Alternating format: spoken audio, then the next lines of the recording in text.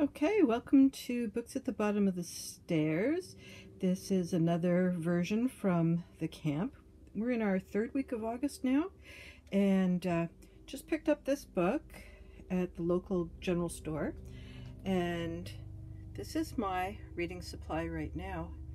This Calpurnia Tate one, which I love, is sort of helping me with my writing. I read a little bit just to remember what a really good sentence sounds like. Braiding Sweetgrass is my nonfiction that I haven't touched. And Thomas King was one new release that I was really looking forward to, and Summer Water was one of the ones we picked up last week in Lunenburg. And those two items are my knitting.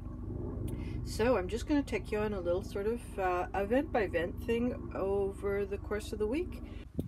Okay, I've got my box of books. I'm in the cabin, and I'm about to put everything into some kind of a to-do list, as it were. So a little bit of everything. I'm reading more or less when I have just a few minutes, like just before bedtime. So this one is our new read aloud, Love Songs from a Shallow Grave, Colin Cotterill. I can't remember which one we're on, about number 8, I guess. And it is the story of Dr. Siri Prabhan in the Democratic Republic of Laos. And we've been reading him in the summer for several years now. And it's just a really good, solid series. I guess I'll talk about that again. One, Murder at the Mena House. So we have one mystery pile. Let's put the mystery pile there. This is an oldie children's classic that I have seen the movie of, but never read the book, Where the Lilies Bloom. And I'm sure you've seen this movie if you're as old as me, but the book is supposed to be really quite good, so I'm looking forward to that one. It's kind of fun to come across good old classics that aren't this Jane Austen or what have you. Beach Blonde, I think it's a murder mystery. And this one is for one of my book clubs. When you get the chance, it's for August, and I will be going into Halifax going to actually meet each other in person for the first time in I don't know. So that's in about a week's time, so I better put it at the top of the pile. Okay, there's a lot of mysteries, as you can tell from the little sticker. And this is a Jo Walton book. I read something of hers that I didn't love in maybe 2 videos ago, so we're going to see how that one goes. And because I was sure that I was on a Jo Walton fan kick, but based on the last book, I wasn't. This is a young middle reader's adventure where at the prow of the ship, those are her 2 parents. Not for real, they're not embodied in the boat or anything, but her parents have died at sea, and there's people coming to get her for whatever reasons. And so the house that she lives in goes to sea, and it's her adventures. I have no idea, but that one's one that can definitely come towards the end of the reading time. Murder at Rough Point and Murder at Marble House. She really gets around. She's a traveling lady. And then the next one is The Bombay Prince, a mystery of 1920s India. I read Katharina Vermette. I did read The Break. It was a pretty tough book. And so I picked up The Strangers, which was from another book club that I follow but don't participate in. And they read it this year. First Nations author. And the scenario and characters are also First Nations. And I do not know whether that's Canadian. Oh, there we go. It's Canadian. That's the other reason I picked it up. So that will probably be a toughie. What I'll do is I'll bracket that by 2. In fact, as I'm talking, I should do that right now. I will read a fun book. And which is the other fun book? There. I will have those 2 books when I'm reading that.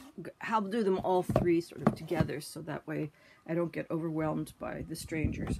Okay, the last 2. The Paris Library.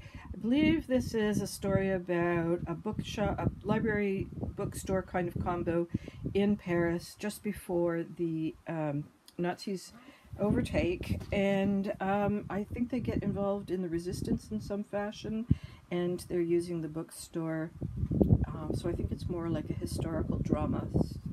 And then the last one is also from a historical kind of scenario. So I've got them all in order, so I'm gonna, whenever I get around to that, and start with Thomas King and just work my way down. I've got The Strangers bracketed by 2 books that I think will be much lighter-hearted, and I've got the mysteries at the bottom, because if anything is just a little bit too dark up here, then I will grab a mystery. And that's my reading for the next 11 days. One hopes. I'm looking forward to it. Bye. Hello again. I'm down at the dock reading, and it's high tide, so the water is fairly high, and it's a bit windy. I am currently reading my first, I can't find my tripod, sorry for all the juggling. I am reading Murder at Rough Point.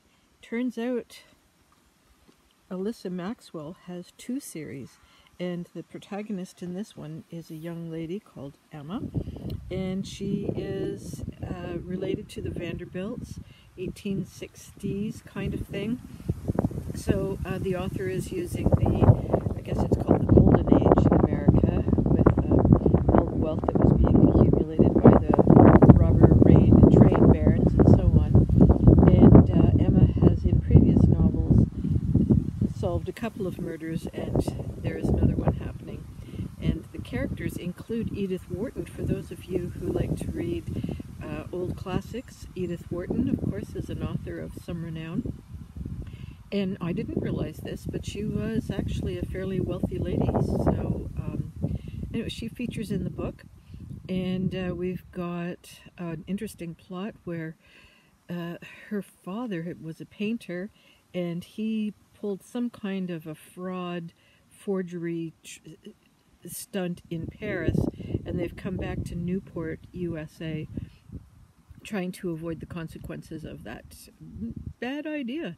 So one person's dead, and another one is just being discovered dead, and it's quite a bit different than the series that I thought I was reading, which had Lady Alice and her maid Eva, something like that. Anyways, it's still good, still enjoying it, and as you can see from where I'm sitting. Okay, day 3. It is a very rainy day, and behind me, what you see is, that's actually a curtain that we use to keep the sun out first thing in the morning, because this is where we usually have breakfast. And we have shower curtains. When we first made this place up, we invested in some very, very excellent vinyl, what do you call them, like blinds kind of things, and so when the prevailing winds come in from on the other side, they're excellent, but they're super expensive, and just kind of by accident we realized that the shower curtains do just as good a job, except as you can see they're not great to look through. But anyways, the wind has been coming in through most of the day, and it has been chilly. I have been reading Divide by Elizabeth Kay. It's okay. I thought this was a dragon, but it's not. It's a griffin. There are dragons in this book. It's light. I think it's more for me. It's not a fairy tale in the way that it's not a retelling of a fairy tale, but it has that kind of fairy tale quality. It's a young boy, Felix. The story surrounds a young boy, Felix, who has a heart condition, and he was on the continental divide in Costa Rica, and has had like an episode. So now he's in a different world. We don't know the name of the world, and he's where the mythical creatures from our world inhabit the world that he has gone to, and dogs and horses and human children are the mythical creature from their world. And I'm about 42 pages in, and it's good enough. I'm enjoying it, but it's just, I'm in the mood for something a little more engaging. Now, I was reading Murder at Rough Point by Alicia Maxwell, and I enjoyed it until the end, and then I could have killed her. She has a way of writing which is a bit pretentious and a bit snobby, and that's okay because it was of the era and of the setting that she was creating. The Vanderbilts up in Newport, big mansions, lots of servants, kind of the American version of a lot of the Regency kind of tropes, if you like, and that, you know, there's certain kinds of societal norms that were more American than European or English. And you know, like I'm so curious to read a historical fiction from the Regency era that was set in Germany or France or something. I just wonder what would that historical romance look like. Anyways, this is from the American side of things, 1860s, during the Vanderbilts and all those train guys. It was a pretty good story. It's a murder mystery, and one person is possibly murdered, maybe not. Then the second one still could be suicide, although there was something that I caught that nobody else seemed to catch that I thought, no, I think it's murder. It's pretty weird to have two suicides in the same house on the same weekend. But they're hoping that it's just an accident. And then the third person is not 100% killed. They survive the attack. And we come to some kind of a conclusion, and there's some sort of bad person, and then out of bloody nowhere comes the actual criminal.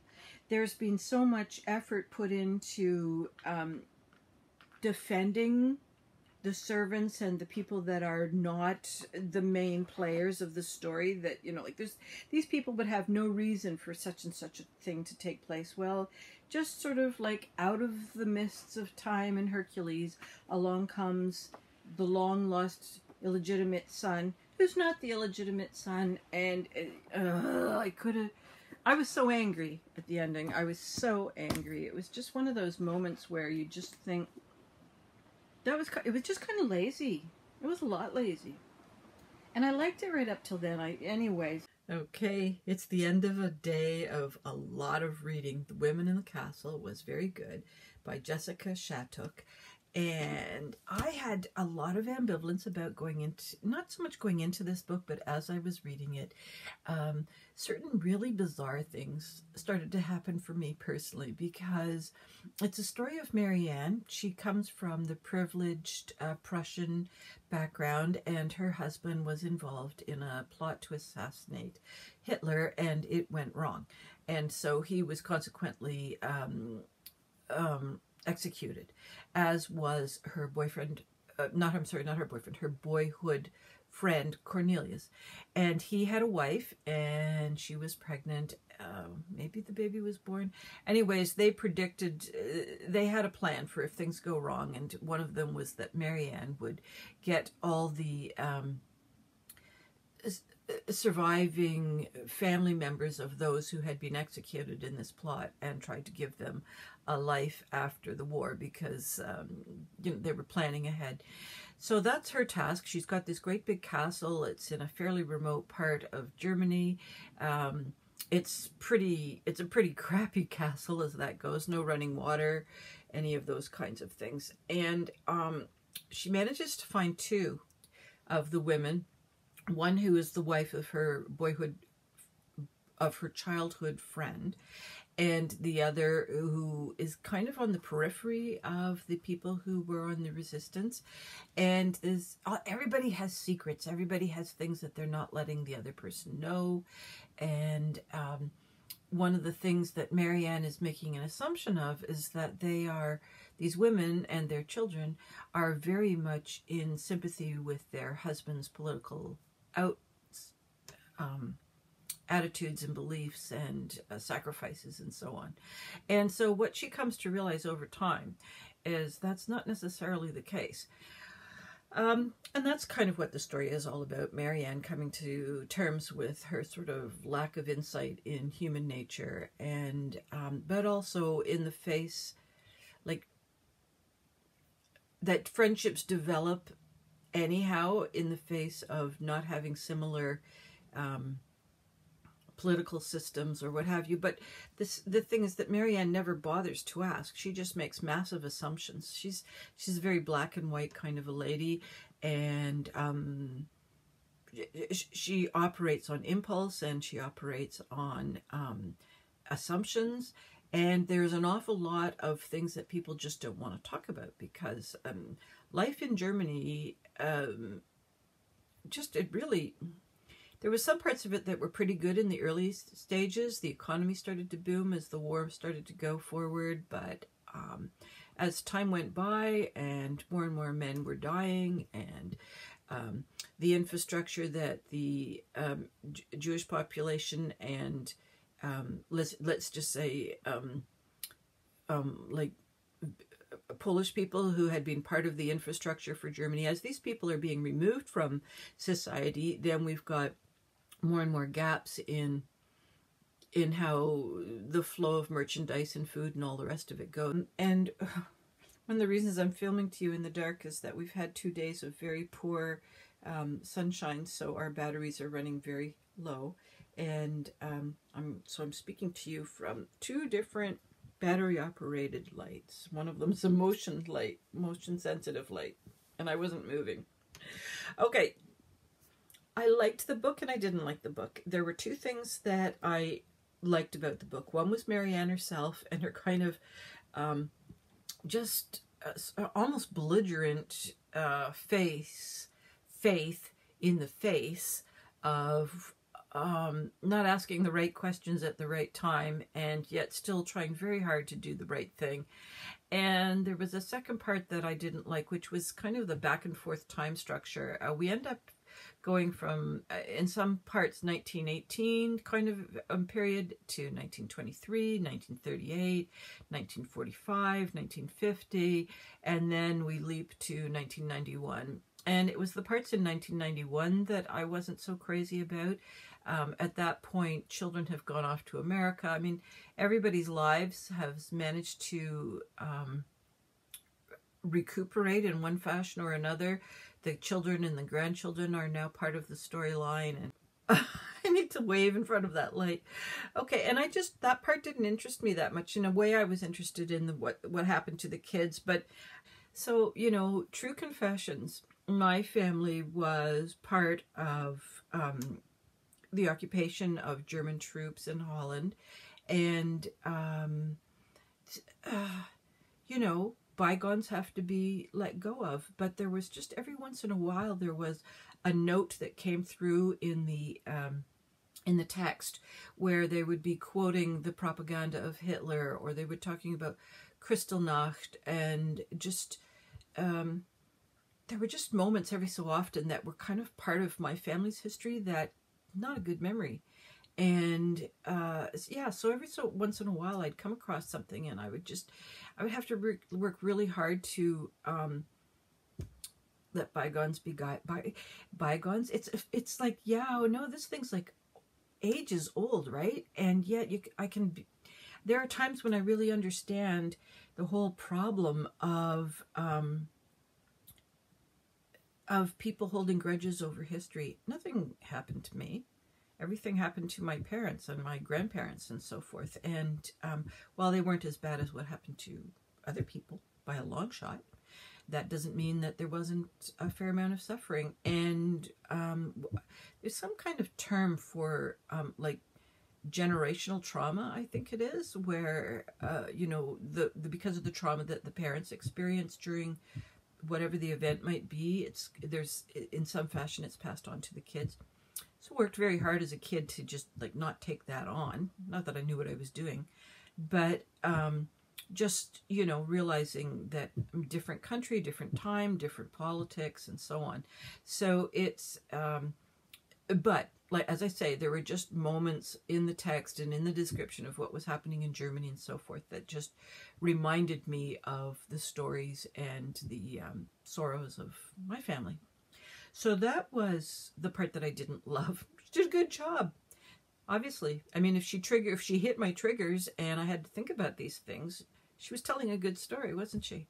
So Yeah, I would say that I wasn't 100% in with this story. I think partly topic matter, but I think also that for a lot of other people who are more removed, this would be a great book. It gives such great insight into the people who were not involved in they were not even involved in resistance, but maybe not even actively involved in the resistance because, you know, not everybody was, but just caught in the middle between what their personal beliefs were and what was expected of you from the government and its programs and so forth. And you might not even be in a position of resistance. You might just be in a position of saying, this is stupid. And, you know, I mean, we can look to a number of governments that are going on right now where you might not be actively engaged in getting rid of your government through democracy, but you still just go, like, this is a really stupid situation that we're in. So I'm rambling a little bit. I didn't think about this too much, but I just wanted to let you know what I thought of this book, and I do recommend it. And I think actually she has written a couple others, and the one that I'm interested in is called The Hazards of Good Breeding. So I'll take a look and see what happens. Bye-bye for now. Yeah, I was just watching my video, you know, just to see if it was successful and whether I needed to retake it or not. And I was realizing that there's so much to talk about in this book. I think it would make a great book club book. The characters of Marianne and her two female rescue people, Benita and Ania, are so complicated and so caught up and in some cases trapped in the situation that they're in. Marianne has a lot more agency than the others because of her privileged position. And Benita comes from a fairly peasant class. The peasant class was still pretty much a thing in Hitler's times. And Ania was not, well, she was the daughter of a doctor, but she had her own kind of issues that she needed to overcome, and she was like really swept up in the propaganda. So they're three very, very different women, and I think that's certainly, I didn't talk about that well enough. So I think this would be a fascinating book for a book club, and I think there's one thing that I take away from this that I haven't read in a number of other books is that although Marianne can be forgiven for an awful lot because she is of the resistance and therefore not tarred with the same brush that the other Germans were, it is a story of a different kind of privilege. Like, yeah, because she was only able to be a resistor because of her position of power, and the other two women had much, much, much more profound choices to make around survival, not only for themselves but especially for their children. And I think that is one of the sort of fuzzier sides of morals. Marianne definitely is a moralistic kind of a person, but hasn't had to be confronted with the issues that the other two ladies were confronted with. And when you are also trying to protect children, like it's a totally different landscape that you are working with, interior landscape that you're dealing with. You are, I mean, I can't even begin to think about it, but it certainly would be, well, no, I can, it's like I get so confused thinking about it, and because I think in certain situations, it's survival trumps morals, and is that really true, and isn't it true, and it's something that Marianne deals with, but at an intellectual level, whereas the other two are dealing with it at a visceral level. So yeah, I think that's the other reason why I really liked this book. So gotta go to bed. Bye. Well, we have a very hot day here. It's around 31 degrees, and you can tell from the branches there's not much of a breeze. So I spent most of the day in the gazebo, the screen porch, reading. And today's book was the one I needed to read for my Woozles book club, When You Get the Chance, by a pair of people, Tom Ryan and Robin Stevenson. Yeah, I don't know if that focused, sorry. Anyways, it's about two families coming together. Grandpa has died, and they're going to the funeral. Grandma is in hospital. She's had a fall, and the families are going up to a cottage in the Muskokas to sort out what they want to do with the cottage. And the two families, brother and sister, they are not speaking to each other, haven't been for about 7-8 years, something like that. And so it's the first time they've really spent any time together. So they drag their kids along, and that's who the main characters are. There's Mark, and there's Talia, and there's 10-year-old Paige. Mark and Talia are both, Mark is gay, and Talia would probably define herself as lesbian, but her girlfriend is much more exploratory, and she tends to define herself in relationship to her girlfriend. So actually she's not 100% sure, where she is on that. And the whole visit happens to take place during the Pride weekend in Toronto.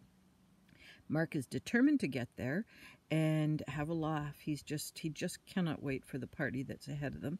And Talia would like to get back to Toronto to meet up with her girlfriend because they have maybe split up and maybe haven't, and she would just like clarity. So that's what the book is about. They don't actually get going to Toronto until page 122. I didn't hate this book, but I would never have picked it up on my own if it wasn't for book club, because I just find the plot so thin. It's sort of it has all the things I don't adore in YA. We've got two teenagers who are sort of having Insta moments as you go along. It's kind of like Instagram. Is Mark interested in this boy or that boy or that boy?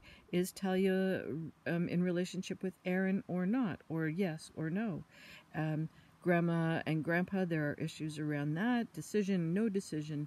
Paige, who's 10, is the only one who's sort of a real character, but she's kind of a chippy little 10-year-old who is the bridge that seems to smooth out all the angles between the different characters. And because she is impetuous and can ask the questions that I think the reader is kind of asking, like, why the heck don't you just get on with this? And so she asks those kinds of questions about, why do you feel like that? Or what do you want to do? Or how come this? How come that? So I don't think this book would work if it wasn't for Paige. I guess we'll be talking about it in book club differently. I think one of the things I did enjoy about this was the depiction of the Pride Parade. I've never had an opportunity to go to the one in Toronto. Don't really know why. I guess it was, I'm of the age where it started in the 80s. No, it started in the 70s, but it was one kind of a thing. And then in the 80s, I wasn't really in Toronto. And then when I was in Toronto, I had little kids, and I just was not into going to places that were crowded that involved strollers. So and then we moved in the 90s, so I've never been to a Toronto Pride Parade. And the one in Halifax is a lot more contained in terms of, where the streets are. The one in Toronto just seems to, morph into all kinds of different neighborhoods and people's homes and restaurants and so forth. It seems to be much more of a citywide thing, whereas Halifax is very much a go down Main Street kind of thing. Anyhow, I was glad to see that part of the story. I don't think there was much of a plot. Really, there was, and me, I'm not, if there isn't a good plot, then there aren't good characters, because they're not really working against anything. Mark wants to have a party. Talia wants to figure out what's happening with Aaron. The parents have to decide about the cottage. End of story. So, didn't hate it, didn't love it. Hello, another day. I have been reading The Bombay Prince. The Bombay Prince, and it is by Sujata Massey, and she won the Agatha Award for The Widows of Malabar Hill. And she has two different series that she writes or has finished. I'm not really sure. One is called the India books, and the other one is called the Japan books. In the India books, there are two, and the Japan ones, 3, 6, 9, about 15. And the Perveen mystery ones, which is this series, has 3 of it. This one being the last one. And we've got Perveen Mystery, who is the first female solicitor in Bombay. It's 1920s India.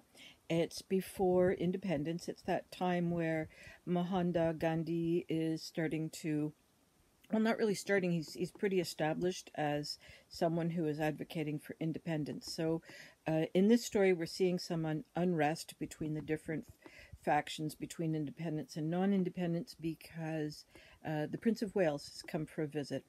And at the time of his victory parade, let's call it, there is a college that is mixed, men and female, male and female, there we go, of Indian students. And one of the young students, Frene, has been probably murdered. We're pretty sure she's murdered at this point.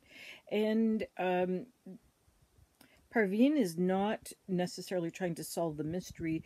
Her focus at this time is trying to get Frene's body released from the morgue in time for religious services that the Farsi religious sect are trying to Farsi religious sect are trying to establish in time. Like, there's a time constraint. There's issues around the decomposition of a body and stuff. So there's quite often very strict rules.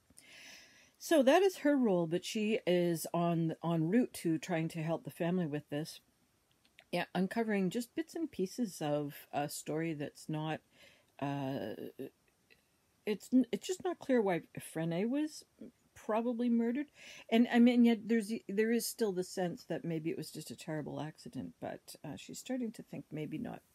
So there are other players who are coming into this, and we're starting to see the wider part of Bombay and the government system in terms of people who are there to make sure that the prince's entourage are safe people, and that the journey itself is conducted in a suitable way to the vanity of all. There's quite a lot that has to do with how they want the prince to see their country, and how the prince doesn't really want to see the country. If he wants to see what's the nice and pretty, but he's not really that interested in the reality of India, and that's kind of where the divide is around independence and remaining under the British rule. So that's the story so far. It's very well written. 1920s India is not a space that I'm historically or physically very well accustomed to at all. I think a lot of the things that I have read on India have been pre-independence or connected to Mahatma Gandhi as a leader, so nonfiction. And it's a really intriguing view of the city itself, the geography, the hotels, the beaches, and so on. So really enjoying it. It's one of those books where even though it's fiction, you get a picture of what the probable reality is. Now, I'm sure if you walked into Bombay today, you wouldn't find any of this, but you never know. Okay, so I recommend it so far. And today is not as hot as yesterday. Yesterday, the one cat, Taz, the big-haired fella, he was so hot that we took a spray bottle, kind of parted his hair all the way, his collar all the way around his neck, and we just sprayed water all around his neck about 5 or 6 times, and he was so hot he didn't object.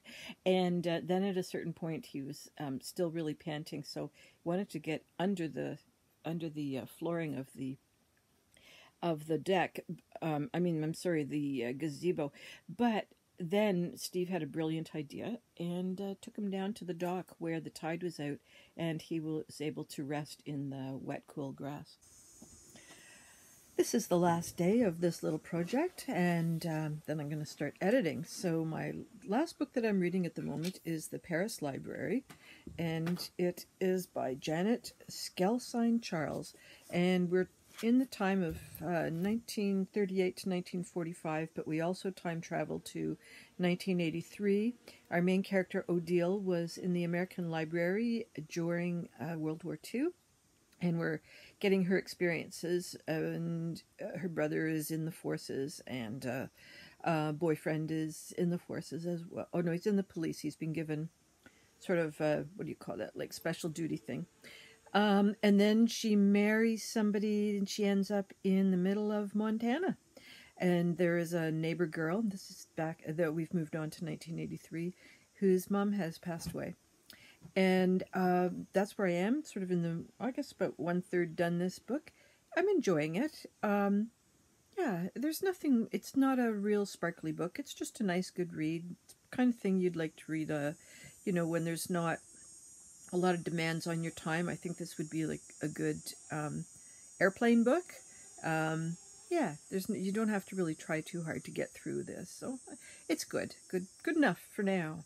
Anyways, I hope all your reading dreams and adventures continue to come true, and I'll see you next time. Bye bye.